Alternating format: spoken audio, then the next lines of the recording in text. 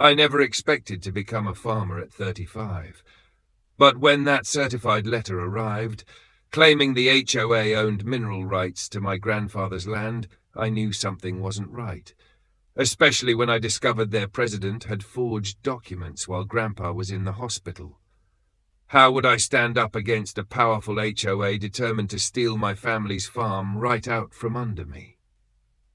I stared at the certified letter in my hands, my coffee growing cold beside me.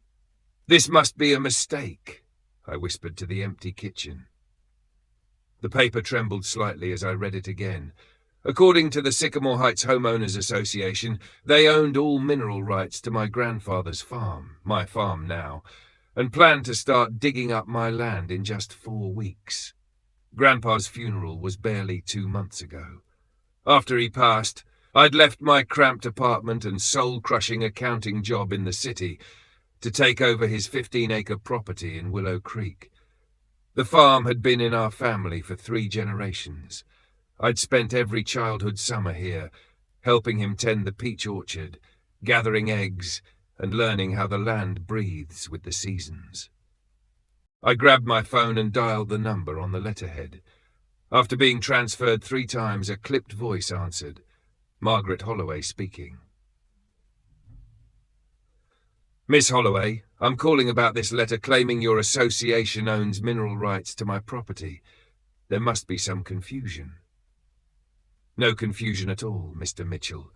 Your grandfather signed the agreement 2 years ago. Our geological survey found significant limestone deposits beneath your eastern field. The excavation begins next month. The paperwork is quite clear." "My grandfather would never—" "Perhaps you didn't know him as well as you thought," she interrupted. "The agreement is legally binding. Good day." I sat stunned as she hung up. Outside my kitchen window, morning light spilled across the fields. Grandpa had worked his entire life. He taught me everything about this land, how to read the soil, when to plant, which trees needed extra care. He'd sooner cut off his own hand than sign away any part of this farm.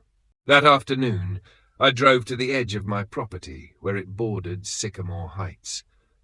The development was only 5 years old. Rows of identical 2-story houses with perfect lawns and identical mailboxes, so different from the weathered beauty of Grandpa's farmhouse. A woman was gardening in the yard closest to my fence line. She straightened when she saw me approach. "You must be Tom's grandson," she said, pulling off her gloves. "I'm Elaine Watson. I'm so sorry about your grandfather. He was a wonderful neighbor." "Did you know him well?" I asked. "As well as anyone, I suppose. He brought me fresh peaches every summer." Her eyes darted to her front door before she added in a lower voice, "Be careful with that HOA. Margaret's had her eye on your property since they broke ground here." "What do you mean?" Elaine glanced around again. "She's always talking about expanding the community footprint. Your grandfather refused to sell, even when they offered him well above market value." A car door slammed nearby.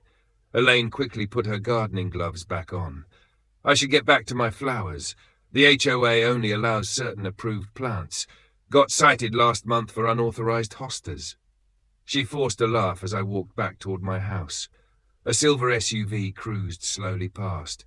The driver, a stern-faced woman with immaculate grey hair, stared at me with undisguised interest. That night I couldn't sleep. I pulled out Grandpa's old metal filing cabinet and started digging through decades of paperwork. Tax forms, equipment receipts, seed catalogues.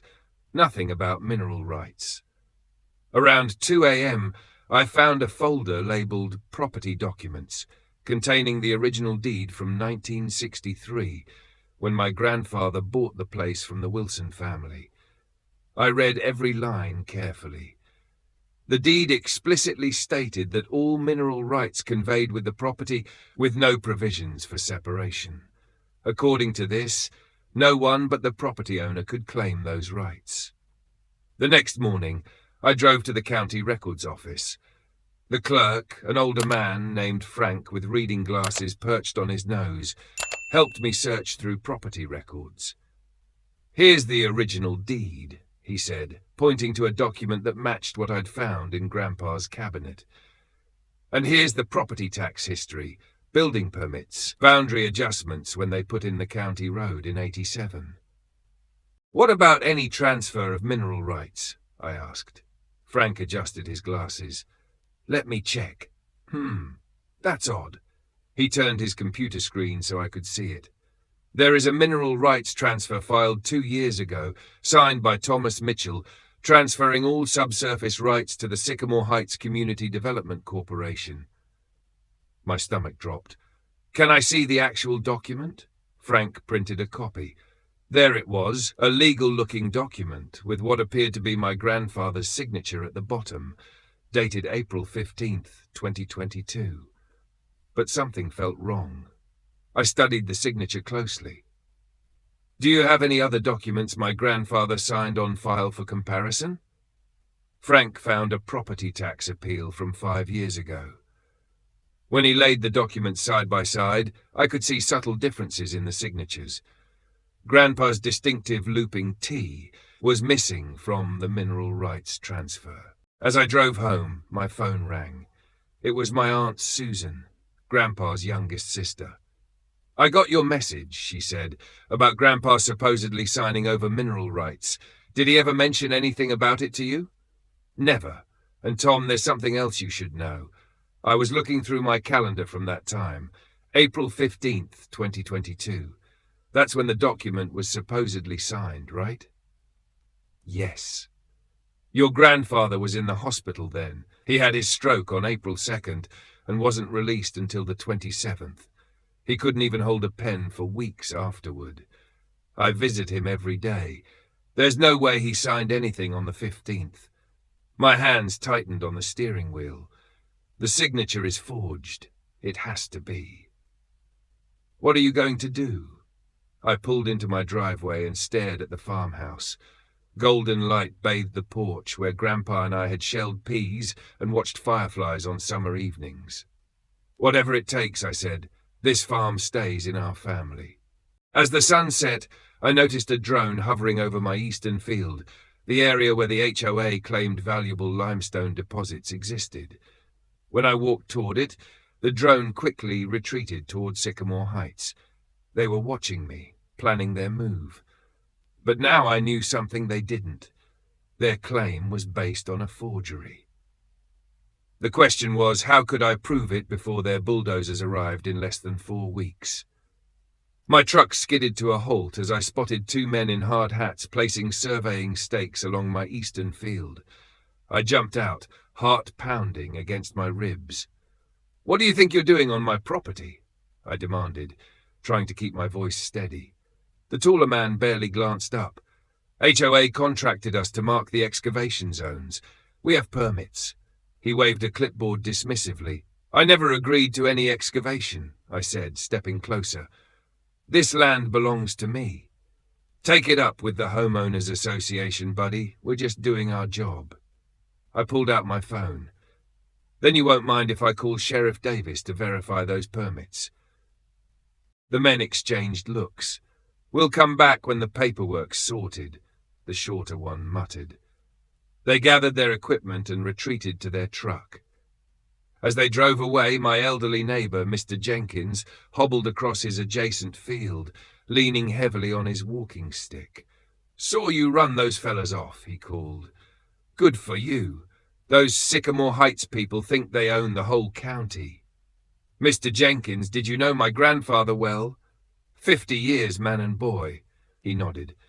"Best neighbor a person could ask for." "Did he ever mention selling mineral rights to the HOA? Jenkins snorted. "Tom would never. That Margaret Holloway's been scheming to get her hands on his land. Your land now, since they first broke ground on that development. Offered him a fortune. He told her he'd rather eat dirt than sell to her kind." "Then why would she claim he signed it over?" "Because she's ruthless," Jenkins said, tapping his cane for emphasis. "Her husband's the biggest developer in 3 counties. They bulldoze anything in their way, buildings, people, laws. That night I called every lawyer in the county. None would take my case. Conflict of interest, they all said, though none specified what that conflict might be. I turned to the internet, researching property law until my eyes burned. By dawn, I understood. I needed 3 things: proof the signature was forged, evidence of who forged it, and leverage to fight back against the HOA's resources. At the county clerk's office the next day, I requested copies of every document related to my property and the Sycamore Heights development. Frank, the helpful clerk, raised his eyebrows at the size of my request. "Looking for something specific?" he asked. "Evidence," I replied. While the copies were being made, I visited the hospital where Grandpa had been treated. The records department confirmed he was an inpatient from April 2nd to 27th, 2022. His physical therapy notes specifically mentioned he had no grip strength in his right hand, his writing hand, until mid-May. Armed with hospital records, I returned to collect my stack of documents from Frank. "Found something interesting while pulling these," he said quietly, glancing around the empty office. "The mineral rights transfer wasn't notarized by any of our regular notaries. Signature belongs to a Judith Holloway." My pulse quickened. "Any relation to Margaret Holloway?" Frank nodded. "Her sister-in-law. Works in the development office. Between you and me, there have been whispers about those two and some questionable paperwork before." As I drove home, my phone rang with an unknown number. "Mr. Mitchell? This is Sarah Thompson from 445 Sycamore Lane. We've never met, but I saw you talking to Elaine yesterday. A bunch of us homeowners are meeting tonight to discuss the HOA's latest activities. You might want to join us." The address she gave was for a coffee shop in the next town over. When I arrived that evening, I found 7 people waiting in a back room. Sarah, a young woman with bright eyes and a determined expression, introduced herself with a firm handshake. "We all have problems with how Margaret runs things," she explained, "but what she's doing to your farm crosses a line." "How did you know about my situation?" I asked. A man with salt and pepper hair stood up. "I'm James Rodriguez, retired attorney. Margaret announced at the last meeting that they'd acquired mineral rights to expand the community. She's pushing through a special assessment, $12,100 per household for legal fees and site preparation. Most homeowners don't even know what it's for." "She's targeting you specifically," added a woman named Diane. "Last month she had the Rules Committee pass a provision against agricultural odors crossing property lines. Said it would decrease property values. And she's been photographing your property," Sarah said. "Claimed she needed evidence of code violations but wouldn't specify which codes." I spread out my documents on the table. My grandfather never signed those mineral rights away. He was hospitalized when this document was supposedly signed. The signature is forged, and I believe Margaret and her sister-in-law Judith are behind it. James studied the papers. "This is criminal fraud. Have you gone to the sheriff?" "Not yet. I wanted more evidence first." James nodded. "Smart. Margaret's husband plays golf with Sheriff Davis every Sunday. You'll need irrefutable proof before approaching law enforcement." "What about challenging the HOA directly?" asked a younger man named Michael. "Too risky," Sarah replied. "Remember what happened to the Patels when they disputed their fencing violation? Margaret's husband had the building inspector find structural concerns in their new addition. Cost them thousands." I rubbed my tired eyes. "So what can I do? Their bulldozers arrive in 3 weeks. James leaned forward. "You need 3 things. Solid documentation of the fraud, public awareness so they can't easily retaliate, and expert testimony that challenges their claim about limestone deposits." "I have a friend who teaches geology at the state university," I said. "He could analyze soil samples." "Perfect," James nodded. "Meanwhile, I can reach out to former colleagues about the forgery angle. We'll need a handwriting expert." Sarah pulled out her laptop. "And I can help with the public awareness. I run a local blog with decent readership. If we document everything, they can't silence all of us." For the first time since receiving that certified letter, I felt hope. I wasn't alone anymore. As we left the coffee shop, Sarah grabbed my arm. "Wait," she whispered, pointing to a sedan parked across the street. A woman with perfectly coiffed grey hair sat inside, pretending to check her phone. "That's Margaret." We ducked back inside. She followed me here, I realized.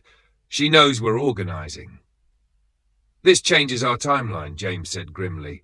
"If Margaret knows we're challenging her, she might accelerate her plans." "What should we do?" Sarah asked.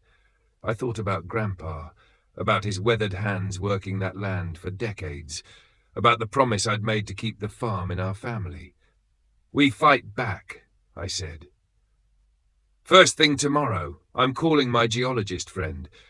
If there's no valuable limestone on my property, why is Margaret so desperate to get her hands on it? What's she really after?"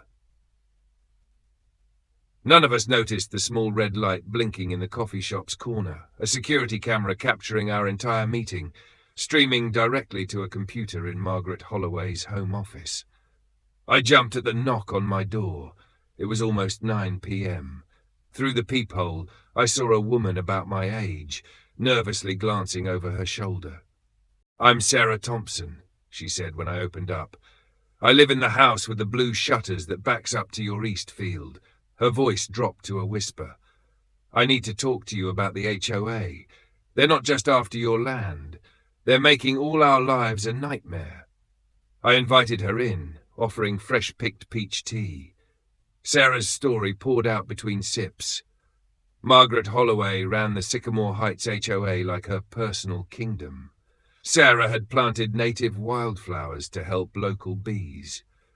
The next day, Margaret slapped her with a $500 fine. When I showed her the approved plant list that included wildflowers, she just laughed, Sarah said, her hands shaking slightly. She told me the board had changed the rules last month. When I asked to see the new rules, she threatened to put a lien on my house if I didn't pay up within 48 hours. I pulled out the forged document with my grandfather's signature. "Look at this. April 15th last year. My grandfather was in the hospital after a stroke. He couldn't even hold a spoon, let alone sign his name." Sarah's eyes widened. "You know, you're not the only one with a story. My neighbor Tom found out they've been charging us all for landscaping services on the north side walking path. But that path doesn't exist." My kitchen table was surrounded by 7 neighbors from Sycamore Heights. Each person carried their own grievances against Margaret: excessive fines, weird rule changes, and money that disappeared from the HOA accounts. "Last month they collected $15,000 for a playground renovation," said Elaine, a kindergarten teacher. "The only renovation was a fresh coat of paint on the old swing set. Where did the rest go?" James Rodriguez, a retired attorney with thick glasses and carefully combed grey hair, studied my documents. His finger traced over my grandfather's supposed signature. "This is textbook fraud," he said, looking up at me. "The problem is proving it in court. Margaret's brother-in-law sits on the county commission. They've gotten away with shady deals before because they have friends in high places." Rain tapped against the windows as we outlined our battle plan. James would help me prepare a legal challenge. 3 others would dig into the HOA financial records. They had rights as members to request them. Sarah and Elaine would quietly talk to more neighbors, building our support. "We need to know why they really want this land," James said. "I don't buy the limestone story. There must be something more valuable there." My kitchen table was surrounded by 7 neighbors from Sycamore Heights. Each person carried their own grievances against Margaret: excessive fines, weird rule changes, and money that disappeared from the HOA accounts. "Last month they collected $15,000 for a playground renovation," said Elaine, a kindergarten teacher. "The only renovation was a fresh coat of paint on the old swing set. Where did the rest go?" James Rodriguez, a retired attorney with thick glasses and carefully combed grey hair, studied my documents. His finger traced over my grandfather's supposed signature. "This is textbook fraud," he said, looking up at me. "The problem is proving it in court. Margaret's brother-in-law sits on the county commission. They've gotten away with shady deals before because they have friends in high places. Rain tapped against the windows as we outlined our battle plan. James would help me prepare a legal challenge. 3 others would dig into the HOA financial records. They had rights as members to request them.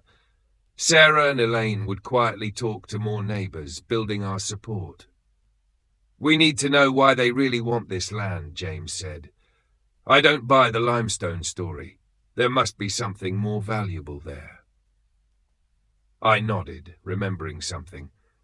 "I have a college friend, Professor Wilson, who teaches environmental geology. I'll ask her to check if there's actually anything valuable in the soil here." We left my barn close to midnight. The rain had stopped, leaving the air sweet with the smell of wet earth. As my new allies headed to their cars, headlights suddenly flashed from down the road. A black sedan I didn't recognize.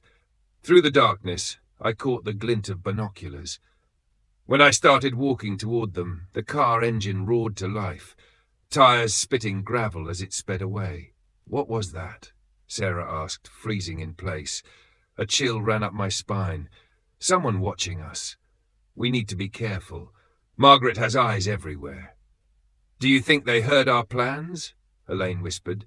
"I don't know," I admitted. "But we need to move fast." That night I couldn't sleep. I sat on my grandfather's old porch swing, thinking about how he'd fought in 2 wars to protect his country, only to have his land stolen through lies while he lay in a hospital bed. The anger burning in my chest hardened into determination. I wouldn't just fight back, I would win. I didn't know then how quickly Margaret would strike or how dirty she was willing to play. By sunrise, our rebellion would face its first real test. James' words kept echoing in my head. They want something on this land, something worth committing fraud for. But what could be so valuable that they'd risk criminal charges? What was Margaret Holloway really after? As first light broke over the eastern fields, my phone buzzed with a text from Sarah. "Emergency HOA meeting called for tonight. Topic: security measures for neighborhood boundaries. Something's happening. Be ready." I stared out at my grandfather's land, the dew-covered fields shimmering in the dawn light. Whatever game Margaret was playing, she had just made her next move, and somehow I needed to be 2 steps ahead of her. The question wasn't if they would strike back, but when and how hard. I slammed on my brakes, mouth hanging open. A huge chain and padlock secured my front gate, with a bright orange notice plastered across it. Property access restricted pending mineral excavation preparations. 2 burly men in matching black uniforms stood beside a shiny black SUV, arms crossed. "Excuse me," I called out, stepping from my truck. "This is my property. You need to remove that lock right now." The taller guard barely glanced at me. "We have orders from the Sycamore Heights Homeowners Association. No entry without proper authorization." "Authorization? I own this farm." My voice cracked as anger surged through me. "Take it up with Miss Holloway," the second guard said, handing me a business card. "We're just doing our job." I pulled out my phone with shaking hands and called Sheriff Martinez. While waiting, I paced the dusty road, watching these strangers block me from my own home, from the fields my grandfather had worked for 50 years.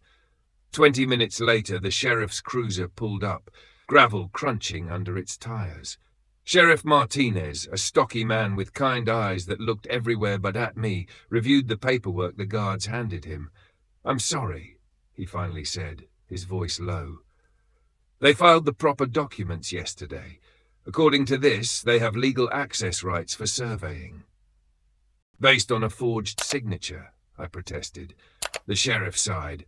"That's for a court to decide. For now, these papers are in order."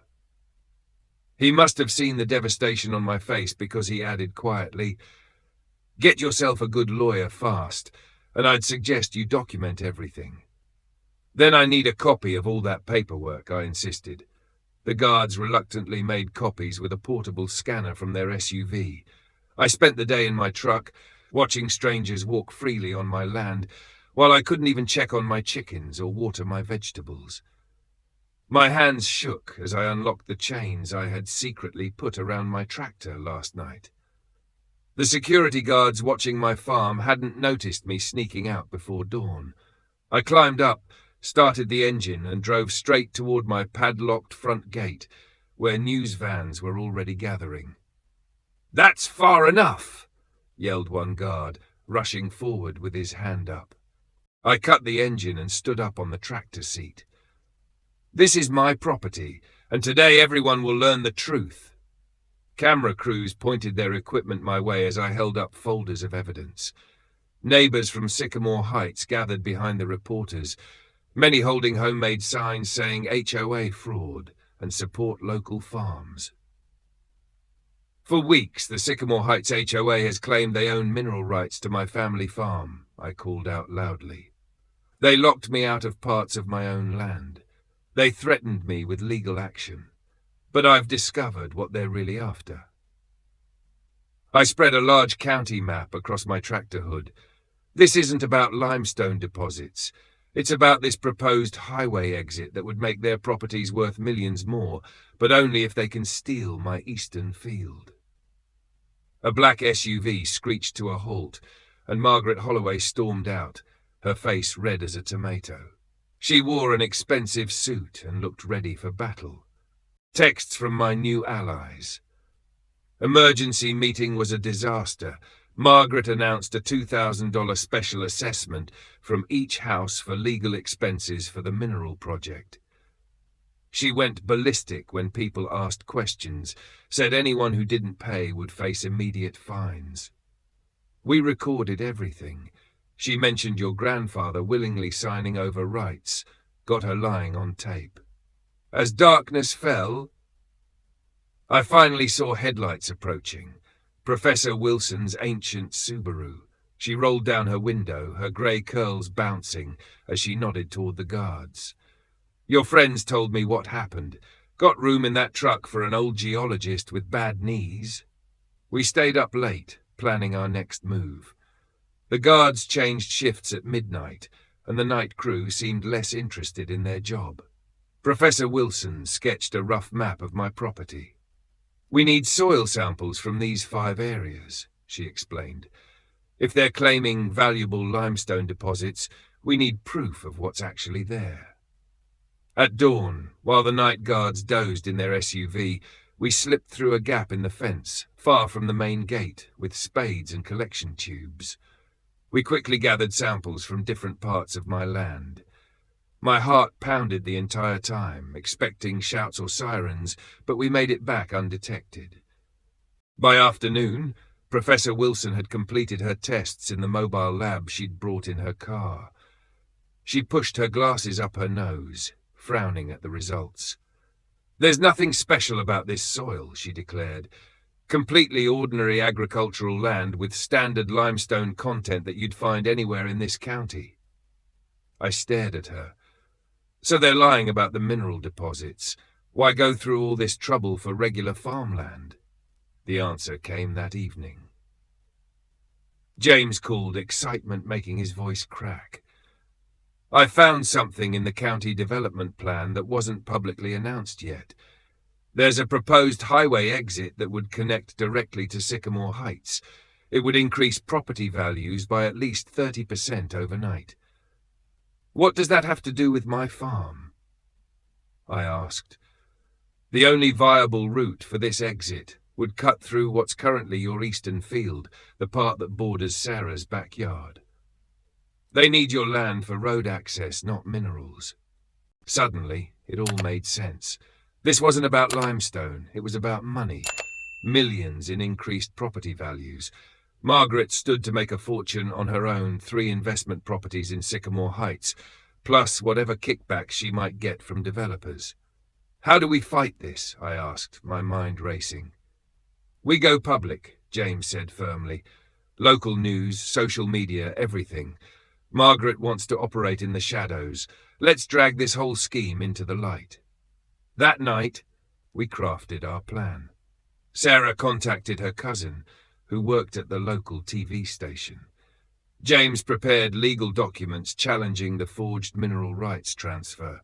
I gathered old photos of my grandfather working the land, including ones from April 2022, showing him in his hospital bed, clearly unable to sign anything. As I finally fell into an exhausted sleep on my friend's couch, since I still couldn't access my own house, my phone pinged with one last message from Elaine. Margaret just sent an email. Construction crews arriving Monday to begin preliminary excavation on your eastern field. We only have 4 days to stop this. 4 days to save my grandfather's legacy. 4 days to expose a fraud that reached into the county government itself. The odds seemed impossible, but as I drifted off to sleep, I remembered something my grandfather used to say. The tallest oak in the forest was once just a little nut that held its ground. It was time to hold my ground, and Margaret Holloway had no idea what she was really up against. "Turn those cameras off right now," she demanded. "This man is trespassing on HOA property." "Actually," came a voice from the crowd, "he's standing on his own land." Professor Wilson stepped forward in her tweed jacket. "I've completed extensive soil testing. There are no valuable mineral deposits here, just regular farmland. The HOA's geological survey is completely fabricated." Margaret's eyes darted around, noticing how many of her own HOA members were present. "We have legal documentation of the mineral rights transfer. His grandfather signed it." I jumped down from the tractor. On April 15th last year, when he was in the hospital after a stroke, when doctors confirmed he couldn't even hold a pen, I pulled out hospital records and handed copies to reporters. "That's not just a lie, Miss Holloway. That's criminal forgery." Whispers spread through the crowd. A local news reporter thrust a microphone toward Margaret. "Miss Holloway, how do you respond to these forgery allegations?" "This is absurd. I never," she stammered, backing toward her SUV. James Rodriguez, the retired attorney, stepped forward with more papers. "We've obtained bank records showing HOA funds were transferred to a private account to pay for this scheme. Nearly $200,000 is missing from the association's accounts." Sarah Thompson moved to the front of the crowd. "As residents, we never approved this. The board never even told us about it." Sheriff Martinez's patrol car pulled up, followed by 2 deputies. Margaret saw them and suddenly lunged toward me, jabbing a finger in my face. "You stupid farmer, do you have any idea who you're dealing with? My brother-in-law runs this county." The sheriff approached slowly. "Not anymore, he doesn't. Commissioner Holloway resigned this morning after we shared evidence with the ethics committee." Margaret's face drained of color. "This is a mistake. I can explain everything." "You'll have plenty of time for that," Sheriff Martinez said, nodding to his deputies. "Margaret Holloway, you're under arrest for fraud, forgery, and embezzlement of HOA funds." As the deputies led her toward their car, she twisted around. "You'll never win. Our lawyers will bury you. This farm will be bulldozed by summer." I watched calmly as they drove away, but my heart was pounding. The reporters swarmed around me, asking questions, and neighbors came to shake my hand. We had won this battle, but Margaret's threats weren't empty. Her family had deep pockets and powerful friends. That night, as I finally returned to my farmhouse, Sarah called with disturbing news. "Someone broke into the HOA office and took all the financial records," she said, her voice shaking. "And I just drove past your orchard. There's a bulldozer parked at the edge of your property." I looked out my window into the darkness. Headlights appeared on my private drive, moving slowly toward my house. 1 vehicle, then 3 more behind it. "They're not waiting for the courts," I whispered into the phone. "They're coming now." I grabbed my shotgun from above the fireplace and loaded it with birdshot, not to hurt anyone, but to make noise if needed. My hands were steady now. The vehicles crawled up my driveway, headlights cutting through the darkness. "Sarah," I whispered into the phone, "call Sheriff Martinez and every neighbor who supported us today. Tell them what's happening." I stepped onto my porch as the vehicles formed a half circle in my yard. But instead of hired thugs, out stepped James, Professor Wilson, and about 15 Sycamore Heights residents. They carried flashlights, shovels, and determined expressions. "We heard about the bulldozer," James said. "We're not letting them destroy your farm tonight." Relief washed over me. "Thank you, but why the sneaky approach?" "Margaret's husband posted bail an hour ago," Sarah explained, climbing out of her car. "We didn't want them to see us gathering." We hiked to the orchard's edge, where a massive yellow bulldozer sat ominously near my property line. 2 men loitered nearby, smoking cigarettes. "That's Margaret's nephew and his friend," whispered a neighbor. "They work for a construction company." Professor Wilson stepped forward. "Gentlemen, this is private property, and you're trespassing." The men jumped, startled by our group emerging from the darkness. "We're just following orders," the taller one stammered. "Mrs. De Holloway said this land is HOA property now." "Court records say different," James replied, holding up legal papers that glowed in our flashlight beams. "And destroying property during a legal dispute is criminal." More headlights appeared. 3 police cruisers with flashing lights. The men scrambled into a pickup truck and sped away, leaving the bulldozer behind. Sheriff Martinez examined the abandoned equipment. "They were definitely planning something tonight," he radioed for a tow truck. "I'll have deputies watching your property until this case is settled." That night marked the beginning of round-the-clock community protection. Neighbors took shifts watching my farm. Lawyers offered free services. A local newspaper ran a front-page story about the HOA's corruption. 3 weeks later, we got our day in court. Margaret and her husband arrived in matching designer outfits, flanked by expensive attorneys. I wore my cleanest work shirt and sat beside James and Sarah. The judge, a no-nonsense woman with silver hair, listened as both sides presented evidence. When Margaret's lawyer claimed I was blocking legitimate development, I presented Grandpa's original deed with its mineral rights provisions. Furthermore, I added, showing certified medical records, my grandfather was physically incapable of signing anything on the date shown on their document. The forgery expert's testimony was devastating. He pointed out 6 inconsistencies between Grandpa's real signature and the fake one. Margaret's face grew paler with each detail. "Your Honor," her lawyer interjected, "even if there were irregularities in the paperwork, the Sycamore Heights community would benefit tremendously from this development." That's when Sarah stood up. "As elected president of the new Sycamore Heights HOA board, I can state that our community opposes this scheme. We filed separate charges for the missing funds." The judge's ruling was clear. My ownership was valid.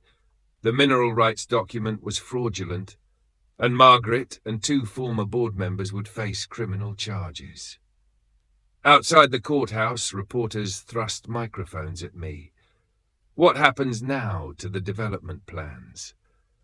I looked at Sarah and the neighbors who had become friends. "We have better plans." Over the next 6 months, everything was different. Margaret and her husband sold their house and moved away while awaiting trial. The county transportation department, embarrassed by their connection to the scheme, invited community input on new highway plans. I hired an architect to design something special, a combined farmers market and community center on a small piece of my land nearest to Sycamore Heights. Neighbors volunteered weekends to help build it, working alongside me in the dirt. By spring, we had established the Willow Creek Community Farm Initiative. I taught gardening classes. Kids from the development came after school to help tend animals, and weekend markets drew visitors from across the county. A path wound from the development through my eastern field, past gardens where families rented plots to grow vegetables. The field Margaret had coveted most became the place that connected us all. One Saturday, as I sold fresh peaches at our market, I spotted an unfamiliar face. Commissioner Taylor, who had replaced Margaret's brother-in-law. "I've been watching what you've created here," she said, looking around at the bustling market.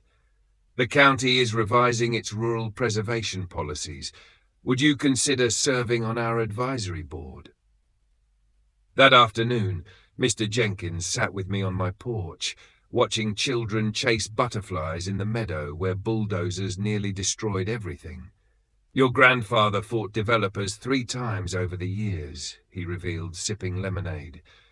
"He always said this land had a purpose beyond money." I nodded, understanding now what he meant. The HOA had claimed they owned rights to what lay beneath my soil, but they missed what was truly valuable, the connections growing on its surface. The highway eventually came, but with an exit plan that preserved my farm and actually improved access to our community market. Property values in Sycamore Heights rose higher than Margaret's plan would have achieved. The irony wasn't lost on anyone. In trying to steal my land through deception and bullying, the HOA had accidentally created something far more precious than they had imagined. They thought mineral rights were valuable, but community proved priceless.